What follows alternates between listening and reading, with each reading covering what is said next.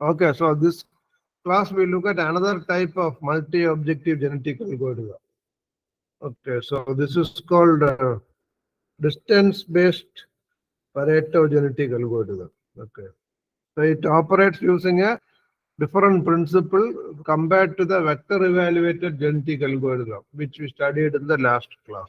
So in this method, fitness of each member of the population is represented by its minimum distance from the elite or non-dominated members of the population. So just as an example, I am showing you this figure. Okay, so this is the sample population from a particular generation. This is the final Pareto front, and in the end, we have to reach here. Okay, so that is just given as a target. Okay, so in this particular generation, these two are called elite members. Okay, elite members are non-dominated members because if you draw the sector, there is no points under them. So this elite points will come at the top of the rank. Okay, so there is no issue about this elite points. Okay, but how to deal with a point x1? Oh, x1 which is dominated by this elite points, or how to give a rank to this point x1. Okay, so what you do is that from this point x1 you have to measure the distance to all the elite points and the minimum distance. Okay, minimum distance, that is minimum of d1 and d2. And in this particular case, d2 is the smallest distance. So d2 is the fitness of x1. So smaller the value of this distance, better is the fitness of x1. Okay, so now let us compare the fitness of x1 with another point, x2. Okay, so now another point x2 is there, then this is our old point x1. So is the x2 better? Is x2 better than x1? So how is the relative ranking of x2 with respect to x1? Okay, so what you do is that from x2 also you find the distances to all the elite points. So that is d1 and d2. Oh, okay, then you have to compare the minimum distance of x1 to the minimum distance of x2. Okay, and whichever is smallest, that point is better. So x2 is superior to x1 because it has a smaller minimum distance. Or in other words, x2 is closer to one of the elite points more than x1. Okay. So in the ranking, x2 will come first. Okay, then after that x1. So in the ranking, if you look at, first will be elite 1 and elite 2, because they are non-dominated points and there are no points under them.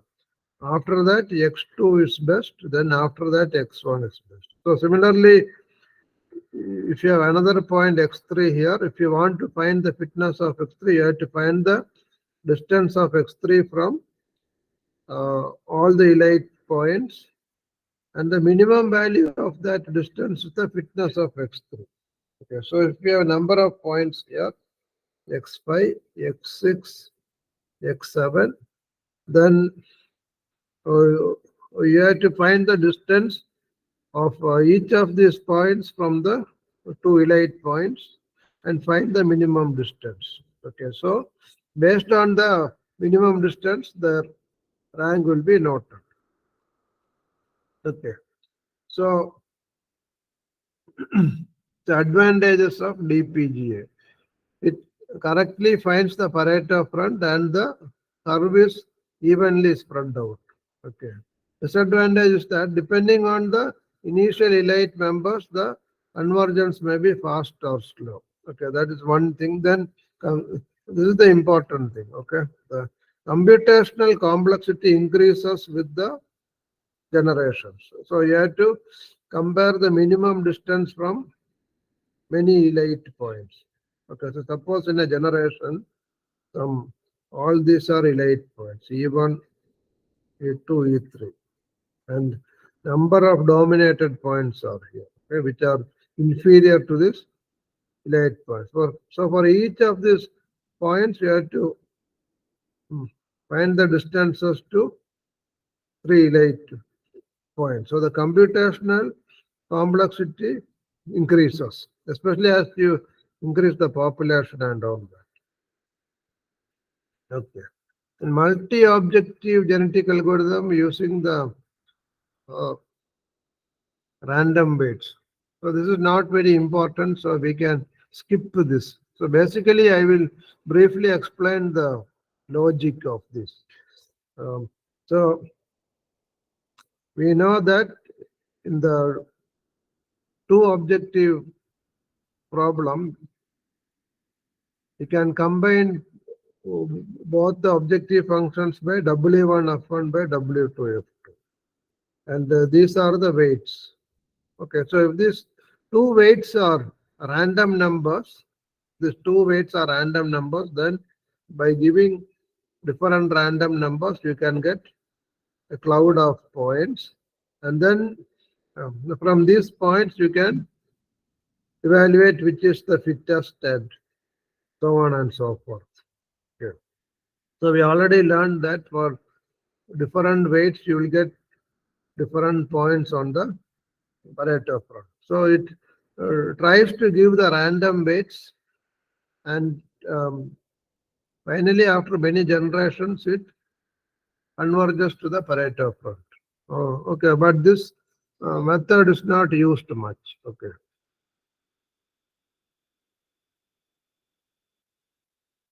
Okay. Okay. Then another important thing is, what is the meaning of elitism? Elitism is the methods which guarantee that some of the best members of the population will be inserted in the next generation. That is, the non-dominated members in a population will be inserted in the next generation.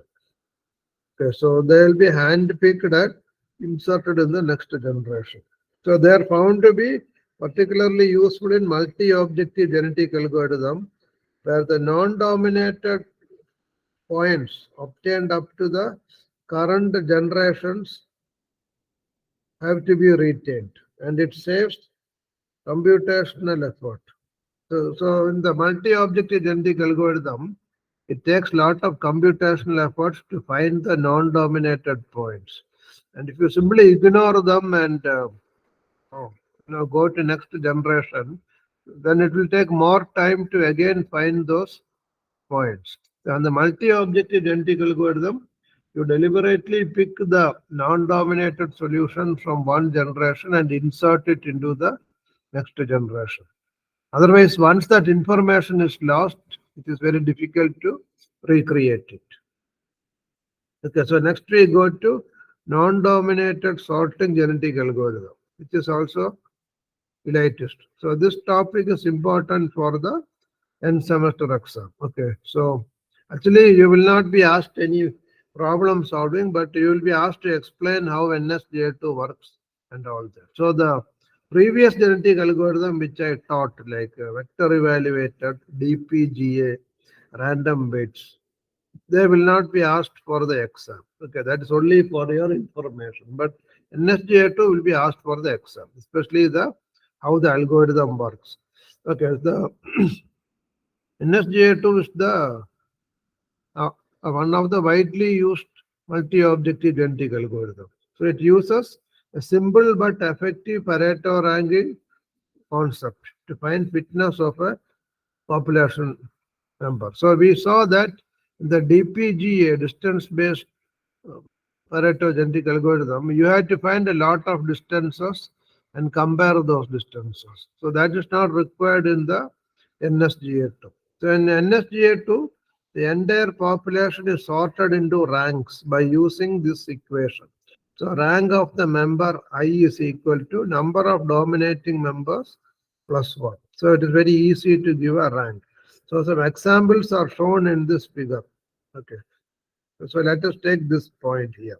So this point has 0 dominating members. So its rank is 0 plus 1 is equal to 1. So this 1 is a constant. It will come in all, it will come for all members. So now let us take at this members. Okay, it is dominated by 3 points. So its rank is 3 plus 1 is equal to 4. So lower the rank, the better it is. Okay. So that is how the algorithm works. So it is very easy to give this rank. So if you want to give the rank of any point, you just count how many points are having F1, F2 values less than it, and then add 1 to it. So all members in the same rank have the same fitness. Lower the rank, higher the fitness. So rank 1 has the best fitness. Okay, then another highly important feature of NSGA2 is called the crowding distance operator. Okay, so what is this thing? The important factor of NSGA2 is the crowding distance operator, which encourages diversity among the population. Diversity means some space will be there, or the points will be uniformly distributed across the XY plane. Or diversity means there's no crowding around certain regions. Okay. So NSGA2 discourages members which are crowded close together. So how is this done? So you can see this figure. So you can see a sample of F1, F2 values of various points. So let us take the point A here. Okay, point A. Okay. So the semi-perimeter of the rectangle containing the nearest point to A is a good estimate of the crowding distance around A. Larger the semi-perimeter, lesser is the crowding. So for each and every point A or B or C, NSGA2 will find the the semi-perimeter of the rectangle with the two surrounding points. And if the semi-perimeter is small, it means that the crowding is very great there. And if the semi-perimeter is large, it means that it is from a less crowded area, and it will show some favoritism to that area. Okay. So this is not there in previous algorithms. Okay, in previous algorithms. Okay, so in the absence of a specific crowding distance operator, in the previous algorithm, the points will appear to be bunched up in some parts of the Pareto. Okay, then crossover operation in NSGA2. So in the NSGA2, parents are selected by a method called tournament selection to find the fittest parents. So why is tournament selection used? Tournament selection is used when you have to satisfy multiple objectives. So in this NSGA2, it has two objectives. First is better Pareto rank. Okay, the parent should have better Pareto rank. And second objective is that lesser crowding. Okay. So it has to satisfy two fitness criteria. So first is fitness criteria based on Pareto rank. Second is fitness criteria based on less crowding. So if you have 2 or 3 different steps like that, you have to use the tournament selection. So you must be aware of this tennis tournaments and all that. So first you have what is called quarter final. Okay, then the person who wins the quarter final will go to the semi-final, and those who win in the semi-final will go to the final. Okay, so 3-level steps are there. The same method is imitated here. So how to choose a parent using the tournament selection? So first, in order to choose one parent, you have to start with 2 parents I and J and eliminate one of them. So you choose 2 parents I and J randomly. Okay, from the pool of the parents. Then if I has better Pareto rank than J, then I is preferred. So that is the first round of the tournament. Okay. Okay. Then second round is that if the I and J have their ranks equal, then the member with better crowding distance is preferred. So this is the second round. Okay. So after these 2 parents, I and J, are made to play these 2 tournaments, you can eliminate one of them, and you are left with another parent. You have to choose another 2 parents, I and J, and eliminate one of them in the same manner. Okay, then NSGA2 for constraint problem. So previously, in the genetic algorithms, we did not mention anything about what to do if some constraints are there. We only deal with objective functions. But what to do when if a genetic algorithm has some constraint equations also. So there also you have to use the tournament selections. Okay, because it has to satisfy multiple criteria now. It has to have good Pareto rank, it has to have lesser crowding distance, and it has to satisfy the constraints also. So 3 different criteria are there. So you need to have 3 or 4 levels of tournament. Okay, so let us see how this is done. So concept of constraint domination is used in the tournament selection. 2 parents I and J are selected for tournament, and one of them will be eliminated in the end. So let us see the tournament rounds. Okay. First is to check the feasible region. So if I is feasible and J is not, then I will be winning the first tournament.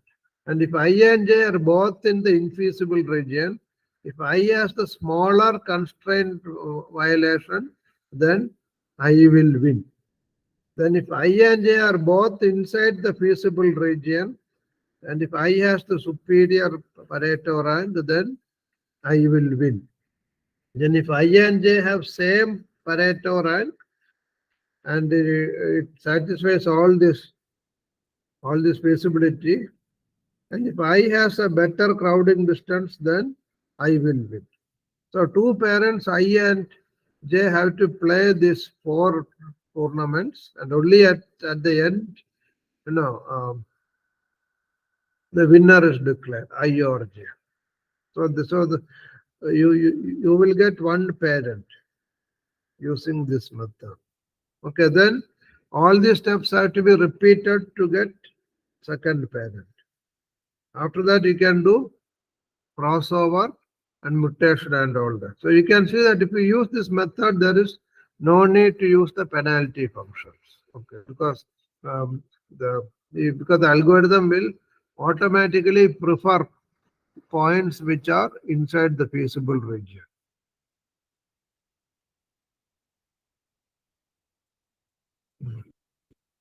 Okay, then another important feature of the NSGA is that it maintains 2 population groups, parents and offspring, and then it merges them into a single temporary list. So this is the parents generation, this is the offsprings obtained from these parents. Okay, so in the previous genetic algorithm, once you get offspring, you forget these parents. Okay, but That is not how the NSGA algorithm works. Okay. So NSGA algorithm will make a temporary list in which it will put the parents as well as the offspring. And then, okay, so this is a temporary list of size 2n. So n parents and n offspring. The size is 2n. Okay, then what it will do is that in this temporary list, it will pick all the non-dominated members and it will put it in the final list.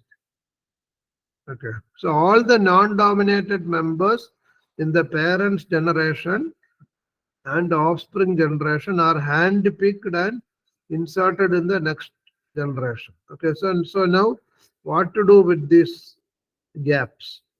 Okay, because non-dominated members will only form a small percentage.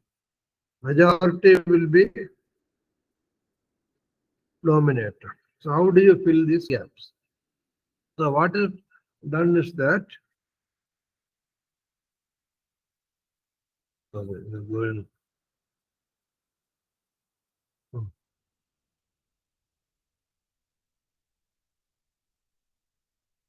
okay, so we reached up to here. Okay. Okay, so this offsprings, some of these offsprings which are dominated, they will be inserted here. Okay, so this is non-dominated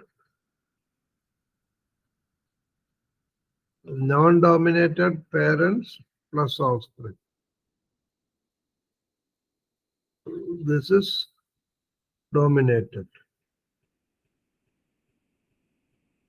Okay. Okay, so NSGA to ensures that the best of the parent generation and offspring generation are inserted into the next generation. So that is called elitism. Yeah. And what is left is filled with the remaining offspring. Okay, so okay, then how do you decide that the Pareto front has converged?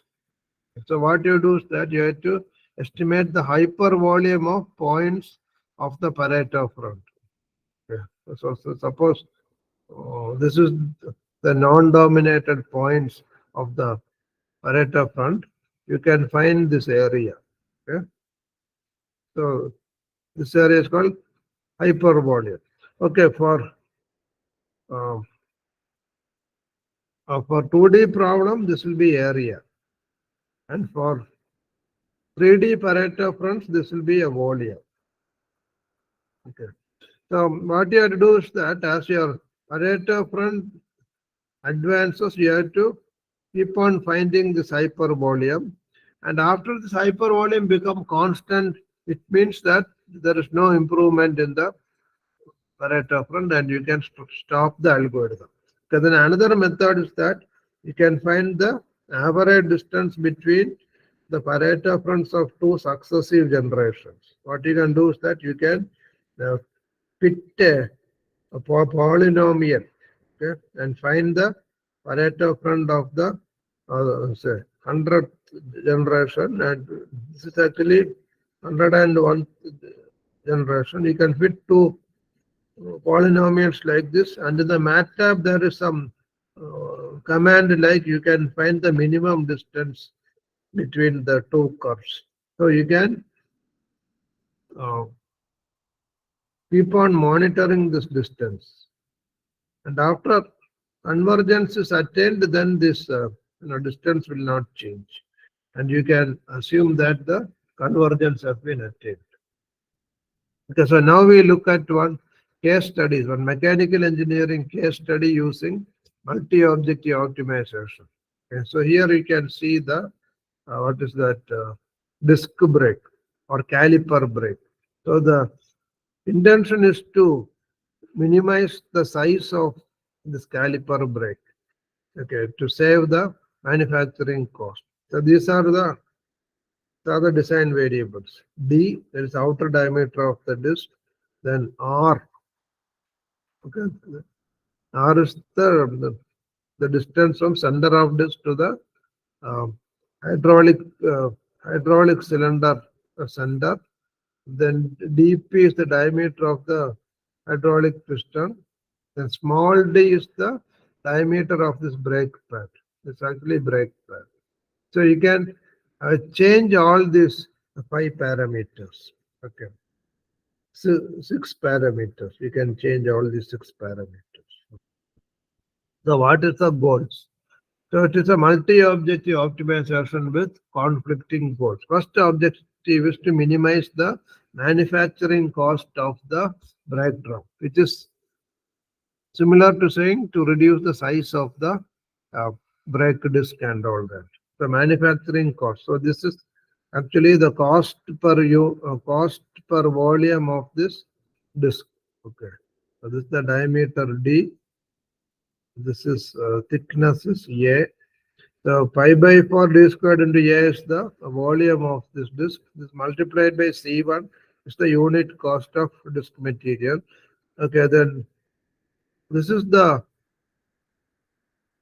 cost of milling the two surfaces of the disc. So pi by 4 d squared is this area. It is multiplied by 2. Okay, because two areas are there. And C2 is the unit cost of disc surface milling. Okay. Then next is the cost of brake pad. Brake pad. Okay. So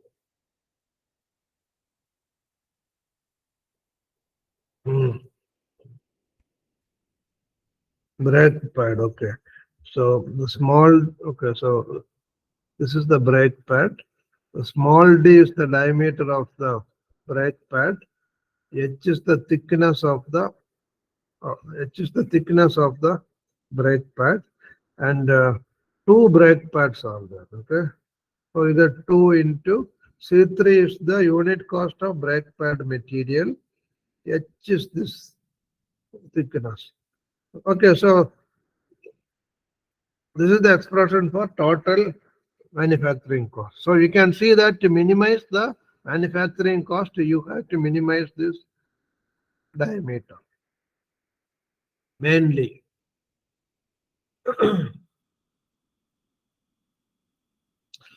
Okay, then second objective is to minimize the stopping time of the vehicle also. Okay, so that is a conflicting objective function when you compared with minimizing the diameter of the brake disc. Because when you reduce the diameter of the brake disc, the braking performance is reduced and the stopping time will increase. So it is conflicting. Okay, so stopping time of the vehicle. Actually, all these equations are from the BTech machine design textbook. Okay, so it's not at all difficult. Kinetic energy of the car by 4 is equal to the braking torque into average time into for stopping. So kinetic energy where V is the velocity of the car at the time brake is applied. So half mv squared by 4 is the kinetic energy per brake disc. Each brake disc has to absorb this much energy. So what is braking torque? So this is the disc. This is the brake pad. So when the hydraulic fluid acts on it, this F is the braking force exerted by the brake pad on the disc. And F into R is the braking torque. So this F will depend on the pressure, hydraulic pressure inside the cylinder, coefficient of friction of this pad and all these things. Okay. Then omega average is the average angular velocity or the average RPM when the brake is pressed to when the vehicle is stopping. Okay, so suppose the wheel is rotating at 60 RPM when the brake is applied. And finally, when the vehicle stops, its RPM is equal to 0. So omega average is equal to 60 plus 0 by 2. That is 30 RPM. Okay. So you can see that torque into angular velocity is expression of power. So power multiplied by time is energy. So that is how you find the time taken for the vehicle to stop.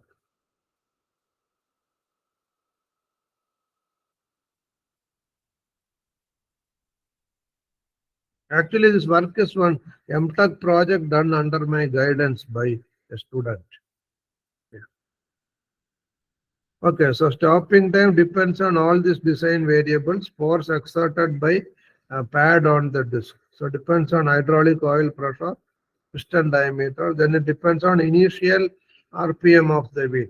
Okay, then it depends on coefficient of friction between the brake pad and the steel disc. Then it also depends on the radius between the friction pad and the center of the brake. So all these equations have to be written first. Then various design constraints and maximum limits have to be defined. Okay, so various type of constraints are there. So let us look at some of these constraints. Okay. Okay, so lining must not overhang the disc. So this is the brake disc. So the brake lining must not overhang the disc. That is this one. Then lining must not interfere with the hub. So hub is here. So the brake lining must not interfere with hub. Okay, so then brake cylinder must not interfere with the hub. That is also similar like this. Another important thing is that the final temperature of the brake disc must not exceed the maximum allowable temperature of that metal. Okay, so how some of these things are derived, we'll see in the next slide. Okay, so brake pad must not overhang the disc. It's written by this equation. That is D2. Then brake pad must not touch the hub. It's written by this equation. Okay, then this is the constraint which says that the maximum allowable temperature must not exceed T max. So this is actually delta T temperature rise plus ambient temperature. Okay, ambient temperature. So the sum of temperature rise plus ambient temperature must not exceed the allowable T max of the material. Okay, so how do you calculate this rise in temperature of the brake drum? So what is done is that, so this E, okay, so E is equal to half, is equal to kinetic energy of the vehicle by 4. Okay, so this E, this kinetic energy, I think this is okay, E by 4. Okay, E is equal to half mv square. Okay, E by 4 is the energy per brake. Okay, so E by 4, this kinetic energy is assumed to be converted totally into heat by the friction. So that is equal to M into Cp into delta T, where M is the mass of the brake drum and other components, and Cp is the specific heat of the brake drum. So the mass of the brake drum is equal to pi by 4 d squared into rho. Rho is the density of steel into A, thickness of the disc. So this 4 and 4 will cancel. So you get this expression for delta T. Delta T equal to E by pi C rho d squared A. Okay. So that is how you find the temperature rise of the disk, brake disk. So one by one, you have to write all these equations.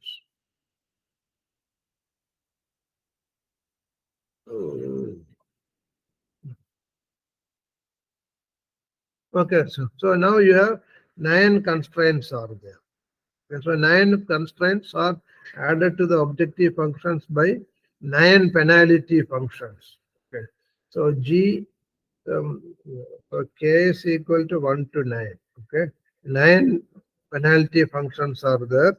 So GK is the inequality constraint for is the each inequality constraint GK, and this R is a scaling multiplier which we already studied in the penalty function method. This value of R must be found by trial and error, and it is found to be 10 raised to 5. Earlier in the penalty function we used capital R, but here my student has used small r. So how does this penalty function work? So if the penalty is not violated, or if all these constraints are greater than or equal to 0, then this G is put as equal to 0. Okay. And if the penalty is violated, so if the if the constraint is violated, so if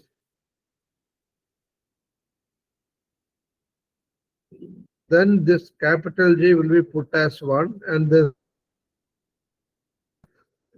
10 raised to 5, and you have to pay heavy penalty for violating the constraint. So this is how the penalty functions are introduced in this objective function. Okay, then next, so for this project, NSGA2 was not used. At that time, DPGA was well known, so distance-based Pareto genetic algorithm was used. So actually, for the engineering applications, before you are using a new algorithm, like DPGA or NSGA2, you have to check the algorithm with benchmark function. With a known objective function, benchmark function is a optimization problem whose solution is already known. So you can check your Pareto from. So this is one standard benchmark function which we use to test this DPGA before we give the brake problem to it. So you can see that first the population of 100 is used. So that comes here. Then population of 200 is used. Okay. 200 is this square points, I think. Square points, I think. Then finally population of 400 is used. So those are this crosses here. You can see the crosses here. So you can see that the convergence is achieved by population of the order of 400 and all that. So by testing a benchmark function, you get an idea of how to run the algorithm. Okay, that is, you know how to give various population sizes and to use which type of crossover operators and so on and so forth. So everything can be experimented with the benchmark functions. And once you gain confidence with using the algorithm, then you can give your actual problem to it. Okay. Okay, so next, after experimenting with the benchmark problem, the algorithm is applied on the disk brake problem. So this is what you get. This is the final answer to the disk brake problem. Okay, so you can see that this is the population of 100. This yellow one may be population of 200, and finally population size of 400 was used to get the final Pareto. The final Pareto. And still you can see some gaps are here. Okay, some more points should come like this. Okay, Okay, so this is the final Pareto front. So on the y-axis you can see manufacturing cost. On the x-axis you can see stopping time. So you can see that infinite number of combinations are there. So for example, this is one combination of manufacturing cost and stopping time obtained by a break if you pay that much money. And this is another combination of manufacturing cost and stopping time. And this is another combination, this is another combination, and this is another combination. So each of these combinations, they satisfy all the constraints, but they give manufacturing cost and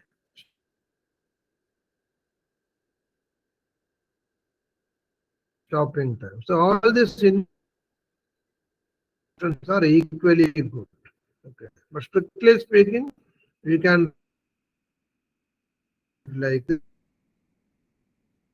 here, choose this point. So that is utopia point is not indicated in this regard. So you can choose this as an ideal product. Yeah.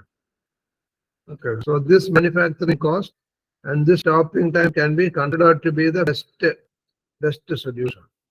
So for convenience, this Pareto front is represented as a table like this. Okay, so these are the various combinations of F1 and F2. So okay, so one extreme combination is that you can have a break with the cost of 56,000 rupees, the stopping distance of 0.397 seconds, which is very small. And at other end, you can have a cheap break whose cost is 26,000 rupees, but stopping distance is 1.6 seconds.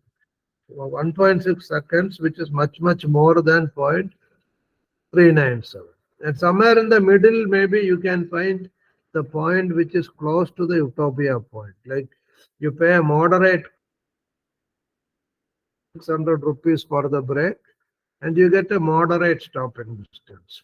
Okay, so this is how the multi-objective optimization works. And also the values of design variables corresponding to each combination is given. So if you want this type of stopping distance, then you must have a disk of 30 centimeter.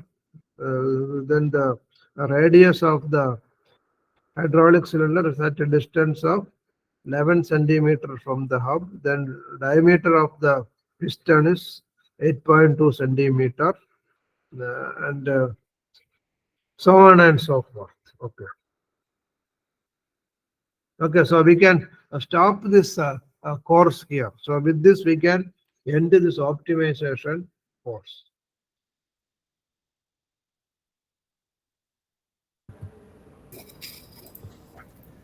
Professor, we have a request for you. Can I tell if you don't mind, please? Huh? Can I tell, sir, Hello? if you don't mind? Yeah, you can tell. What is the request? So request is that can you just share one this thing like what are the key topics that will be the syllabus for the exam for the final this thing? I'm sorry to Yeah, okay, that I will tell. Okay. that will be a That great will help. send by WhatsApp. Okay, for end That will be semester great. exam. The end Right. semester exam, I will. Okay, I can roughly say. Okay, actually, some topics are excluded because some topics are only for your knowledge, like that DPGA and other things. And, that what is that thing? Louis Jacola method, the Right. Sir. complex method. Those things will not be asked. That is only for your knowledge. Okay. Okay, so I will tell you which topic and some previous topics which are asked for. This one may not be asked. Okay, so that I'll send a WhatsApp. Okay. That will be greatly helpful, sir. Thank you so So much. when is the proposed date of end semester? Sir, 6th and 7th, sir. January 6th and 7th. 6th will be Monday.